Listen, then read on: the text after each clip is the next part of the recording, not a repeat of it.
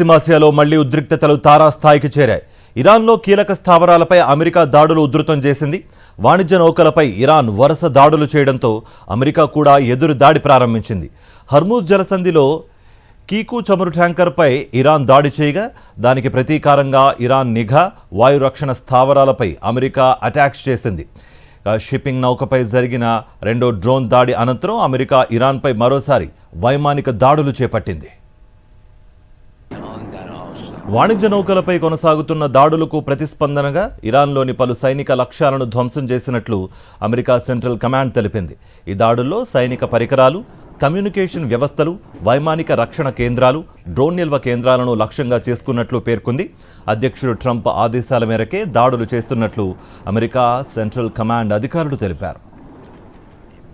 Panama జెండాతో ప్రయాణిస్తున్న empty కీకు అనే చమురు ట్యాంకర్పై శనివారం ఇరాన్కు చెందిన వన్-వే డ్రోన్ దాడి జరగడంతో కాల్పుల విరమణ ఒప్పందాన్ని ఇరాన్ ఉల్లంఘించిందని అమెరికా ఆరోపిస్తోంది. అయినప్పటికీ హర్మూజ్ జలసంధిలో వాణిజ్య నౌకల రాకపోకలు కొనసాగుతున్నాయని వెల్లడించింది. అమెరికా అధ్యక్షుడు డొనాల్డ్ ట్రంప్ సోషల్ మీడియా వేదిక ట్రూత్ సోషల్లో స్పందిస్తూ ఇరాన్కు మరోసారి వార్నింగ్ ఇచ్చారు. ఇరాన్ మళ్లీ కాల్పుల విరమణ ఒప్పందాన్ని ఉల్లంఘిస్తోందని, అవసరమైతే తాము ప్రారంభించిన సైనిక చర్యను పూర్తిగా ముగించాల్సిన పరిస్థితి వస్తుందని, ఇదే జరిగితే ఇస్లామిక్ రిపబ్లిక్ ఆఫ్ ఇరాన్ ఇక ఉండదని తీవ్రంగా హెచ్చరించారాయన. మరోవైపు ఇరాన్, అమెరికా తాజా దాడులపై ఇంకా అధికారికంగా స్పందించలేదు. ఇక ఇరాన్, అమెరికా మధ్య మళ్లీ దాడులతో గల్ఫ్ దేశాల్లో హై అలర్ట్ కొనసాగుతోంది. అమెరికా తాజా దాడుల తర్వాత కువైట్, బహ్రెయిన్ దేశాలు తమ వైమానిక రక్షణ వ్యవస్థలను అత్యవసరంగా అప్రమత్తం చేశాయి.